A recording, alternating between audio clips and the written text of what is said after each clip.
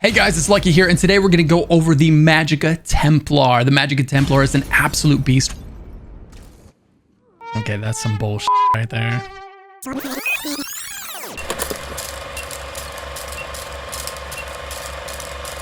Hey guys, it's Lucky here, and today we're going to go over the Magicka Templar. The Magicka Templar is an absolute beast once again, and I'm going to be showing you a build that can do all of the group content, all of the solo content in the game with small modifications between the two. So it's going to be real easy to switch between group and solo content. You can build out the solo build, you can build out the group build, whatever you're into is going to be fine. And then if you ever change your mind later and want to do the other content, I got you set. As always, I'm going to accompany this build with a very well-written guide that I'll be having linked down in the description below. So be sure to check that out. If you have any questions, if there's any detail about the build that you're not sure of, check the written guide. I can almost guarantee you that the answer's there. If it's not though, leave a question down in the comments below and I will answer it, or leave a comment anyway for the algorithm. I love comments and so does YouTube. So let's go ahead and dive into this build. We did have to make a couple of small changes this patch to account for our stamina sustain, but when we did make the changes that we made and then we got the stamina sustain figured out, the damage is better than it's ever been on this build. I was melting bosses faster than I've ever melted them on this build. It felt really, really good. So I'm really happy with how it turned out this patch. Let's go ahead and dive in. The first thing that we're going to go over is our Mundus. We're going to go ahead and see Lover Mundus when we're doing solo content. This is going to give us penetration. When we're in a group, we don't need Lover because our tank and our healer are going to be providing that penetration for us. So we'll go ahead and take Thief then for the extra crit chance.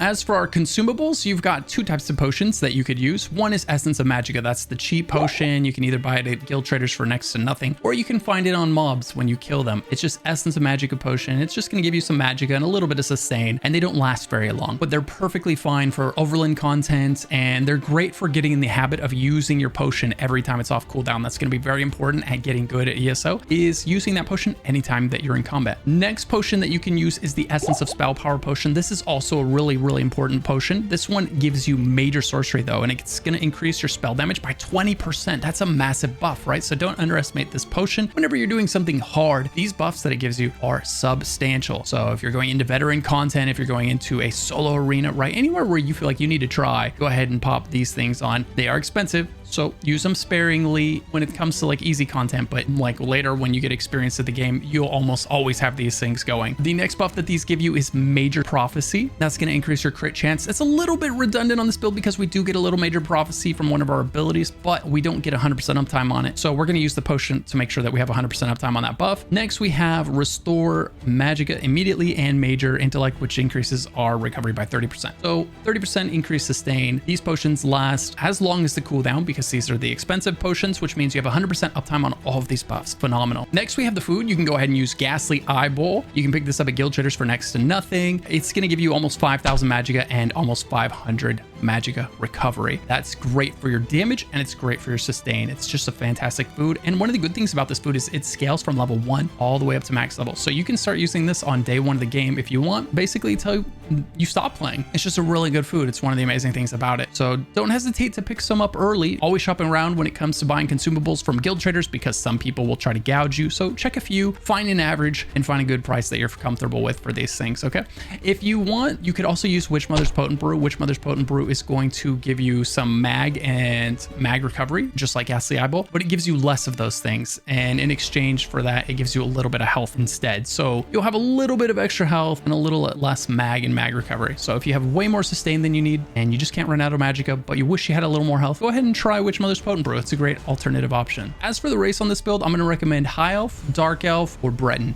One of those three is going to be fantastic. It's really up to you. The first two choices, High Elf and Dark Elf, are going to be great for your damage. And the third choice, Breton. Breton can be nice because it comes with a little extra sustain and, you know, it comes with a little damage mitigation through its passives. So it's always a great option for solo content especially. All right, now let's go over our gear. For the monster set on this build, we went ahead and we went with Stormfist. The reason we went with Stormfist is so that we could easily sustain all of the stamina abilities that we were using on this build because we have Caltrops on this build, because we have Stampede on this build. The great thing about Stormfist is it's one of the hardest hitting procs in the game, but also the first passive on it is add stamina recovery. So you got increased stamina recovery, which is fantastic. And then the 2-piece bonus is mega damage when it procs. So it's just a good set for characters that need that extra bit of stamina recovery recovery while wanting to do a ton of damage. For the rest of the gear, I'll give you 3 loadouts, right? So I'm going to give you a loadout for if you're willing to do trials, a loadout if you're not willing to do trials, and a loadout for the people that don't have access to any DLC content yet. For the people that are willing to do trials, we'll go ahead and use Oral of the Depths on the body, and we're going to use Pillar of Nirn on the weapons in the back bar, basically. Be sure to check out how I set these up in the written guide linked in the description. It's kind of a nuanced setup that we're using these days, so it can be real easy to do it wrong. So make sure you check where I'm putting each piece of gear and what enchants and traits they all have going on, okay? Very important that you put them where I put them. The great thing about these sets is Oral of the Depths is a Bassin slot proc set. It hits, and it hits really hard when it hits. So you're just basically procking it, activating it. It's got some nice passives attached to it as well. And then Pillar of the Nirn, same thing. It's a really massive proc damage set. And so what we end up doing with this loadout is we go to the front bar, we're casting some abilities, we proc our Oral of the Depths, we go to the back bar, we use some abilities, and we proc our Pillar of Nirn. And switching back and forth like this, we're constantly procking both of these sets for mega damage. All right, for those of you that don't want to go into trials, I've got a setup. It's going to use 2 different dungeon sets. The first set is going to be Auroran's Thunder. This is going to replace the trial set that we were using before, and Auroran's Thunder is going to be fantastic because it's got great stats for you. It's going to add some health, some weapon damage, and some penetration, while also having a very significant proc damage as a 5-piece bonus. And it's really easy to proc, making it a great set for new and veteran players to use. And we're going to pair this with Pillar of Nirn, and you can still hit well over 100k in these sets. And if you are someone that doesn't have DLC content, you can't do these dungeons, then I'm going to go ahead and recommend to you Order's Wrath on the body and Briar on the weapons and jewelry. And that's going to be nice. Those are technically DLC sets, but since they're overland sets and since they're crafted sets, even though you don't have DLC content access, you could still buy them from a guild trader. So make a little bit of money, you know, by running dungeons, opening chests, whatever you want to do, some thieving, right? And then go pick up these sets and you'll still be incredibly strong, even though you don't technically have access to DLC content. Very nice. As for our mythic item with this build, we're going to go ahead and use the Ring of the Pale Order if we're doing solo content, and any of the DPS mythics whenever you're doing group content. Ring of the Pale Order is going to heal you for a ton of the damage that you do. So basically it turns every dot that you put down into a hot. It makes it really hard to die as long as you keep your dots on the enemy, because each one of those dots will end up effectively healing you for a stacking heal over time. That's basically as soon as you get hit, you're back up to full again. Gotta love that mythic item. It's a fun one, and it's made solo content in ESO so much fun. All right, now let's jump into the abilities. All right, on the front bar, we're going to use Purifying Light. We are taking the Magicka morph instead of the Stamina morph on this build. I tried the Stamina morph,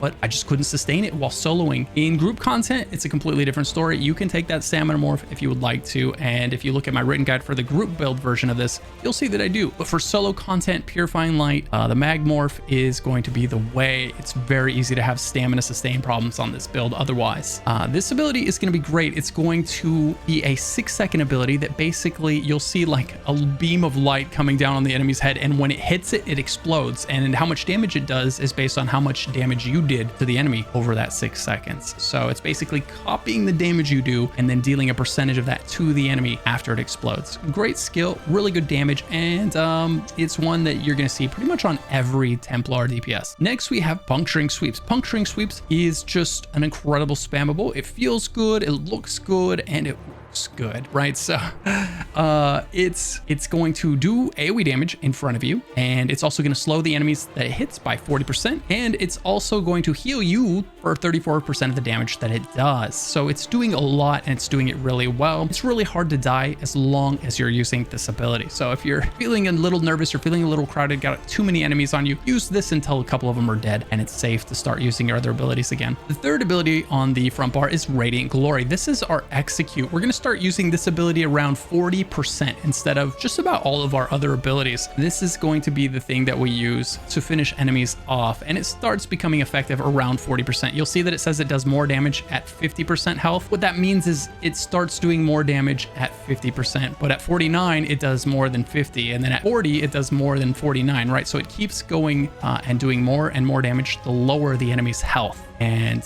as a result, what that means is at about 40% is when this skill becomes effective. At 50%, it's actually doing less damage than other abilities. At 40%, it's the ability you want to use. It's also going to heal you for 20% of the damage that you inflict with this ability. So it's another ability that's hard to die while using, but it is possible. So be careful. It's going to be paired with your Ring of the Power Order, which is going to keep you healed. All right, the fourth ability on the front bar is going to be Barb Trap. Barb Trap is effective for a number of reasons, and you're familiar with this ability if you've watched my build guides before. Barb Trap has Fighters Guild passives attached to it, which is one reason we use it, right? So if every Fighters Guild ability you slot, you get like 3% extra weapon damage. So you also get some ult regen. So 2 reasons to slot Fighters Guild abilities. Also, Barb Trap, even without those, is a phenomenal skill. Barb Trap does great damage. It's one of the most effective single target dots in the game. It's also buffing you when you use it. It gives you minor force, which increases your critical damage by 10%. That is a huge buff. So this is a skill that you always want to keep taking in combat. You always want to make sure you have that minor force buff. The 5th ability on the front bar, we're going to use Restoring Focus. I played around with this ability. I tried a few different things out. This is the one that felt the best. The reason that we're using this one is it's the stamina morph. What that means is it helps our stam sustain. Ironically, it costs 863 stamina to cast, but then it also gives us 242 stamina every second for 20 seconds. So that's a ton of stamina sustain that you get the whole time this thing's on the floor. So make sure you always start every battle by putting this on the ground. You don't have to stand in it. Just put it on the ground. Make sure it's on the ground somewhere on the battlefield while you're fighting, and you're going to get that extra stam sustain. And you're also going to get Major Resolve, increasing your resistances by 6,000, which means when things hit you, it hurts way less, right? So make sure to take advantage of this ability. Make sure to keep it on the ground. It's going to be good for your survivability. It's going to be good for your sustain. Next, we have the front bar ultimate, Flawless Dawnbreaker. Flawless Dawnbreaker is a nice burst damage ultimate. It does a good chunk of damage to the enemy, but then it also buffs you for 20 seconds, increasing your weapon and spell damage by 300. So that's a solid buff, and it's not a horrible ultimate to use. Typically, what we're going to do is we're going to save up for our back bar ultimate. That's our bread and butter with this character, but you can use the front bar ultimate if you're in a pinch, or maybe you just don't want to wait for that back bar ultimate and then you're in execute, the boss is almost dead, right? And you just want to finish it off. Flawless Dawnbreaker is a nice cheap ultimate, so it comes up faster than pretty much almost any other ult in the game.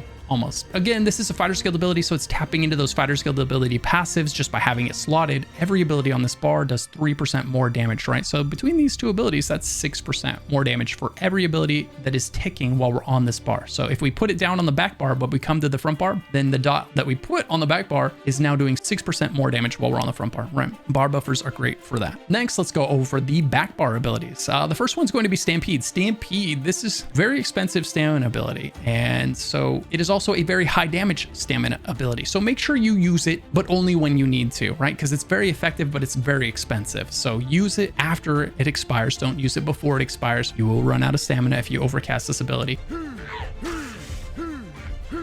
But it's fantastic. It's a gap closer, so it gets you close to the enemy faster, and it puts a massive dot on the enemy that you hit with it and all enemies around it, right? So it's a nice massive AoE dot, and it pairs really well with all your other dots, as well as your Ring of the Power Order if you're wearing that, right? This thing's going to be great for keeping you healed and keeping the enemy under pressure. Next, we have Ritual of Retribution. This is a really fun dot. One, it's massive. I mean, this is going to be half the battlefield. You'll see when you use it. If you look around, it's hitting like everything. And two, it is a 20-second dot that increases by 12% per tick, right? So it goes up in damage every time it ticks. So this is one of those abilities where you never want to cast it early. You want to wait until it falls all the way off the enemy and then cast it. One, because it's bad for your sustain if you're casting dots early, but two, the last tick of this dot is the one that does the most damage, right? And the one before that is the second most damage. So you never want to cast this one early. You're losing a lot of damage if you do. Let it go all the way to 0, then recast it. The third ability on your back bar is Harness Magicka. Harness Magicka is a good ability to have on any solo build and in most group content, unless you really trust that healer that's behind you, because this is basically your get out of jail free card, or, you know, you're under pressure. Maybe the tank loose taunt on a mob for a second, or the healer doesn't heal you for a second because they're rezzing someone, or maybe you're under pressure, right? Or maybe the healer dies, whatever it is. This will keep you alive. You can cast this and it puts a massive shield on your character for 6 seconds, absorbing any incoming damage, except for Oblivion damage, right? But that's a separate thing. Oblivion damage goes straight to your health. Doesn't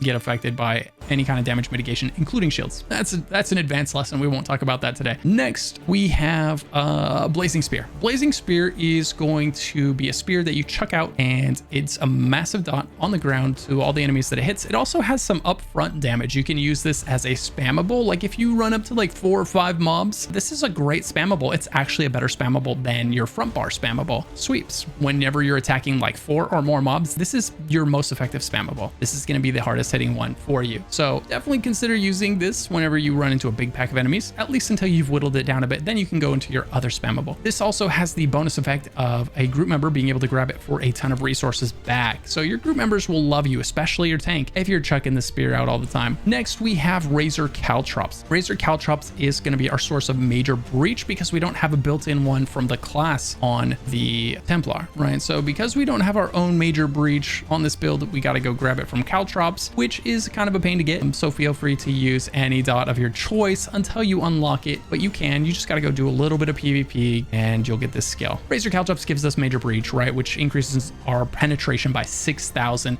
That's what she said.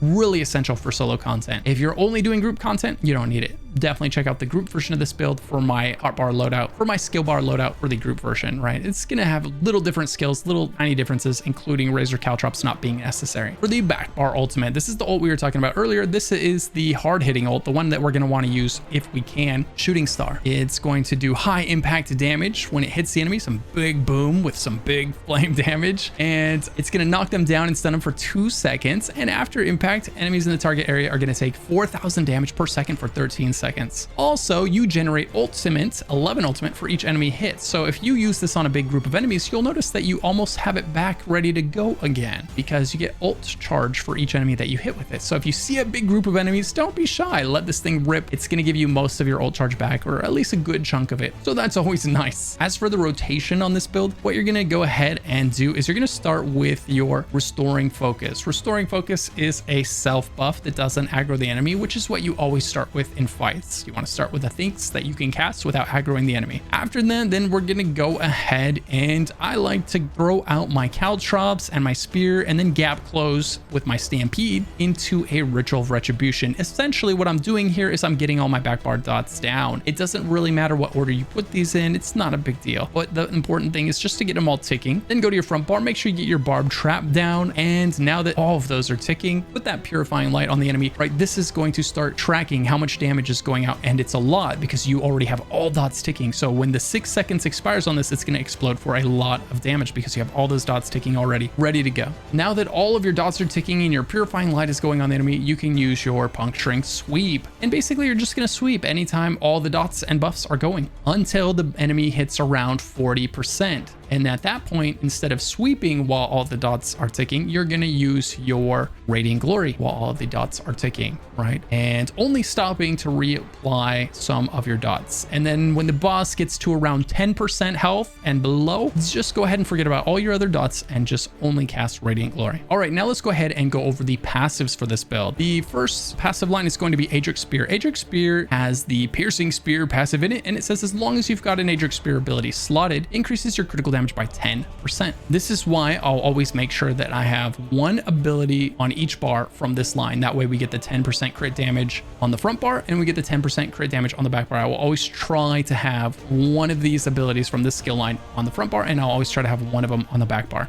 Next, we have Spear Wall. Gain minor protection for 6 seconds, reducing damage taken by 5%. So anytime you activate an Adric Spear ability, you get minor protection, reducing your damage taken by 5%. It's just a nice damage mitigation thing and it encourages you to spam one of these abilities, right? So you're always getting that minor protection. Next, we have Burning Light. When you deal damage to an enemy, you generate a stack of Burning Light for 3 seconds. After reaching 4 stacks, you deal 3,000 magic damage to your target. This is a nice little extra source of damage that's constantly going to be basically exploding off of your character. If you ever see an enemy take a burst of damage and you're not quite sure why, it's probably going to be your Burning Light finally proccing and blowing up. And it's going to be happening quite often. So you'll get used to seeing that. Next, we have Balanced Warrior. Increases your weapon and spell damage by 6% and physical and spell resistance by 13%.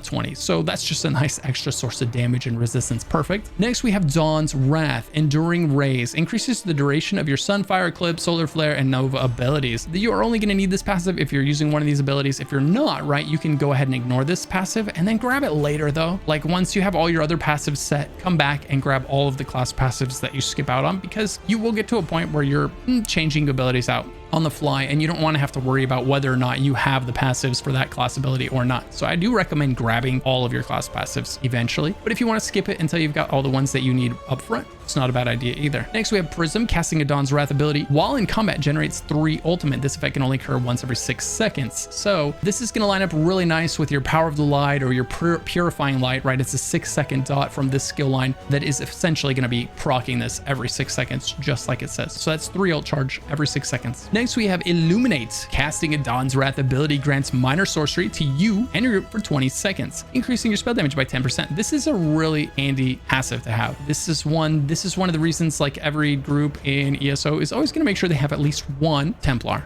And it's so that they can have access to this passive. Everybody getting extra 10% spell damage is a huge buff, including you getting it for yourself, right? So you always want to make sure that you are proccing this 10% spell damage in some way, shape, or form on your Magplar. Next, we have Restoring Spirit. Reduces the health, Magicka stamina, and ultimate costs of your abilities by 5%. So this is just, it's one of those passives, like you get it. It doesn't really change the way you play, but it's making it easier to play. Restoring Light, we have Mending. Increases the healing effects of your Restoring Light abilities by 12%. In proportion to the severity of your target's wounds. Okay, so the lower something's health, the more your heals hit, including if you happen to be healing yourself. Next, we've got Sacred Ground. While standing in your own cleansing ritual, rune focus, or rite of passage, which you will be doing quite often, and for up to 4 seconds after you leave it, you get minor mending, increasing your healing down by 8%. This is really a passive for healers, so it's the last one. It's not something that you need to worry about, but hey, it's there. You've got it. This is kind of the healing line of this class, right? Light Weaver. When you heal an ally under 50% health with Restoring Light ability, you grant them 2 ultimate. So this is one reason it's nice to have a Templar healer. You know, you're kind of getting that extra ult regen from this, as well as that 10% spell damage. Next, we have Master Ritualist. Increases resurrection speed by 20%. Resurrected allies return with 100% more health. So basically they feel better when they're rezzed and you res them faster, and it gives you a chance to fill your soul gems, whatever, that doesn't matter. But the first 2 things are pretty nice. You'll notice you res people a lot faster than anybody else does. Next, let's go over the weapon passives. We are using a 2-hander, so we're going to grab all of the 2-hander passives. The 2-hander passives are going to do things like increase the first one here increases the number of enemies that you hit with a light attack or a heavy attack, right? So this turns your light and heavy attack into a cleave ability, hitting multiple enemies. And then the second passive is probably one of the most important ones. This is why we choose the sword, right? Because it says the sword gives us weapon and spell damage, which happens to be the most effective path for more damage in the current setup of the game. The rest of these here are just for your sustain while using a 2-handed weapon, so they're good to have. Next, we're going to grab dual wield and all the dual wield passives, because we are using a dual wield daggers on this build, right? Because we're melee anyway with our sweeps. So since we're melee, we might as well use the highest damage melee weapons, which are daggers. The reason daggers are the highest damage is because of this passive right here. Twin Blade and Blunt. It says for each dagger that you use, you get an extra 812 crit chance. That's a lot of extra crit chance,